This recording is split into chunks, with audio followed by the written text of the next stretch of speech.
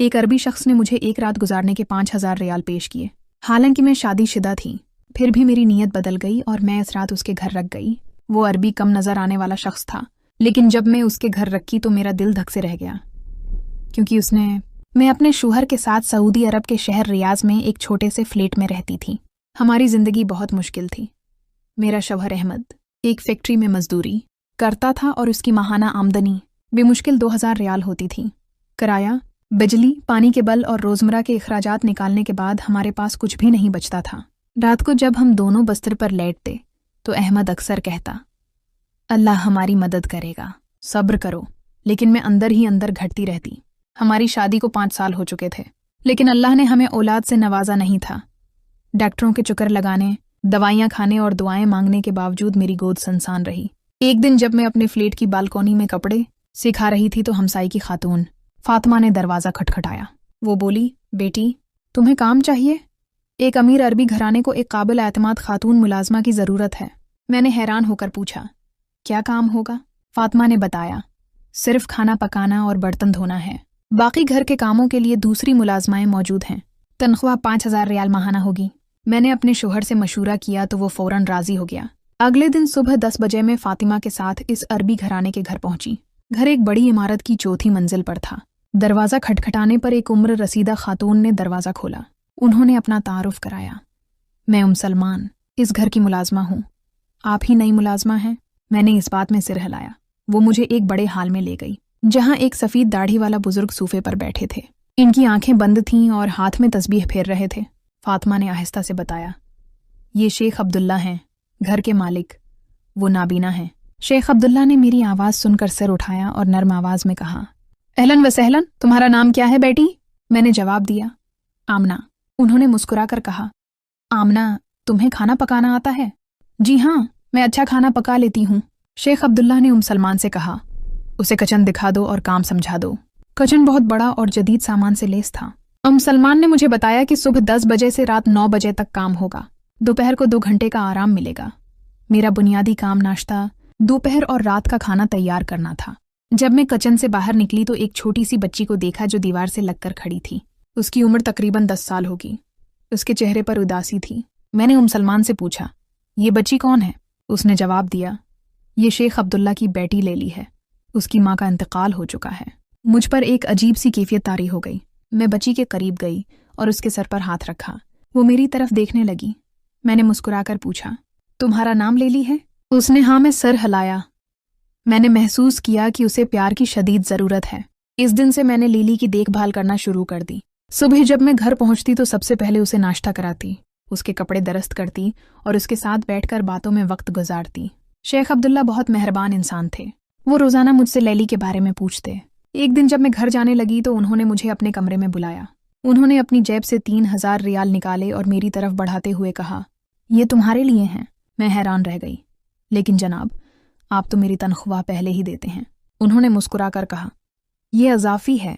तुम मेरे घर की इज्जत अफजाई करती हो और मेरी बेटी का ख्याल रखती हो, लेकिन ये बात किसी को न बताना। मैंने पैसे ले लिए, लेकिन दिल में एक अजीब सी बेचैनी महसूस हुई। घर वापस जाकर मैंने अहमद को पैसे दिखाए तो वो बहुत खुश हुआ। उसने कहा, अल्लाह ने हमारी दुआएं सुन ली हैं। लेकिन मैं सोचती रही कि शेख अब्दुल्ला ने मुझे ये पैसे क्यों दिए हैं? क्या उनके दिल में कोई और इरादा था? लेकिन फिर मैंने सोचा कि वो तो नाबीना है और उम्र में मेरे वालिद के बराबर हैं। कुछ दिन बाद जब मैं लेली को कहानी सुनाने बैठी तो उसने अचानक मुझे गले लगा लिया और कहा, आमना खाला, आप मेरी अम्मी बन जाओ। मैंने उसे चमटाकर प्यार किया। इस दिन मुझे पहली बार महसूस हुआ कि अल्लाह ने मुझे औलाद नहीं दी तो शायद इसलिए कि वो मुझे लेली जैसी बेटी देना चाहता था। कुछ हफ्तों बाद एक अजीब वाकया पेश आया। एक रात जब मैं घर वापस जाने की तैयारी कर रही थी, शेख अब्दुल्ला ने मुझे अपने कमरे में बुलाया। उनके चेहरे पर गहरी परेशानी के आसार थे। आमना, तुम्हें कल रात यहाँ रखना होगा। लेली को शदीद बुखार है और वो मुसलसल तुम्हारा नाम ले रही है। मैंने घबरा कर कहा, लेकिन जनाब, मेरा शौहर। उन्होंने मेरी बात काटते हुए कहा, मैं तुम्हारे शौहर से खुद बात करूंगा। शेख अब्दुल्ला ने मेरे शौहर को फ़ोन किया। मैंने अहमद की आवाज़ में नाराज़गी महसूस की, लेकिन आखिरकार वो मान गया।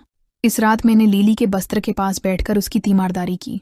उसका बुखार 103 डिग्री तक चला गया था। मैंने बार बार उसके माथे पर ठंडे पानी की पुटियां रखें। रात के 2 बजे जब लीली को नींद आ गई, मैंने कमरे में मौजूद एक कुर्सी पर आंख लगाई। अचानक मुझे महसूस हुआ कि कोई कमरे में दाखिल हुआ है। मैंने आंखें खोलें तो शेख अब्दुल्ला को देखा, जो अपनी छुरी के सहारे आहिस्ता से चल रहे थे। लीली कैसी है? उन्होंने पूछा। अब उसका बुखार जरा कम हो गया है जनाब। शेख अब्दुल्ला ने लीली के बस्त्र के किनारे बैठकर उसका माथा छुआ। उनके हाथ कांप रहे थे। मैंने देखा कि उनकी आंखों से आंसू बह रहे हैं। आप परेशान न हो जनाब, लीली ठीक हो जाएगी, मैंने तसल्ली देते हुए कहा। उन्होंने एक गहरा सांस लिया। आमना, तुम नहीं जानते कि मैं कितना डरा हुआ हूं। अगर लैली को भी, उसकी माँ भी ऐसे ही बुखार से। उनकी आवाज़ रख गई। मैंने पहली बार महसूस किया कि यह ताकतूर और अमीर इंसान दरहकीकत कितना कमज़ोर और बेबस है। मैंने बेसाख्ता उनके हाथ पर हाथ रख दिया। अल्लाह पर भरोसा रखें, सब ठीक हो जाएगा। अगले दिन लीली का बुखार कम हो गया। शेख अब्दुल्ला ने मुझे अपने कमरे में बुलाया और 2000 रियाल देने चाहे। नहीं जनाब, मैं ये पैसे नहीं लूंगी, मैंने इनकार कर दिया। लेकिन तुमने पूरी रात जाग कर मेरी बेटी की देखभाल की, ये मेरा फ़र्ज़ था। लीली अब मेरे लिए सिर्फ आपकी बेटी नहीं है। मेरी आवाज़ जज्बात से भर गई। शेख अब्दुल्ला ने लम्हा भर के लिए खामोशी अख्तियार की, फिर अचानक कहा, आमना, तुम शादीशुदा हो? जी हाँ जनाब, 5 साल हो गए हैं। तुम्हारी कोई औलाद? नहीं जनाब, अल्लाह ने अब तक औलाद नहीं दी। शेख अब्दुल्ला के चेहरे पर एक अजीब सी कैफियत तारी हो गई। उन्होंने कुछ कहना चाहा, फिर रख गए। आखिरकार सिर्फ इतना कहा, तुम अच्छी लड़की हो आमना, अल्लाह तुम्हें इजर देगा। इस वाक़ये के बाद से शेख अब्दुल्ला मेरे साथ और भी मेहरबान हो गए। वो अक्सर मुझसे घरेलू मामलात में मशूरा लेने लगे। लीली और मेरा रिश्ता दिन बह दिन गहरा होता गया। वो मुझे अम्मी कहने लगी, अगरचा मैं उसे मना करती रहती। एक दिन जब मैं लीली को स्कूल छोड़ने गई तो वापसी पर सलमान ने मुझे बताया कि शेख अब्दुल्ला मुझे फ़ौरन मिलना चाहते हैं। मैं उनके कमरे में दाखिल हुई तो उनके चेहरे पर गैर मामूली सरगर्मी नजर आ रही थी। आमना, बैठो, उन्होंने कहा। मैंने तुम्हारे बारे में एक फ़ैसला किया है। मैंने पूछा, क्या फ़ैसला जनाब? मैं चाहता हूं कि तुम और तुम्हारा शौहर मेरे घर में ही रहो। मैंने अपने घर के मुलाजमीन के लिए बने हुए फ्लैट में तुम्हारे लिए एक अपार्टमेंट खाली करा दिया है।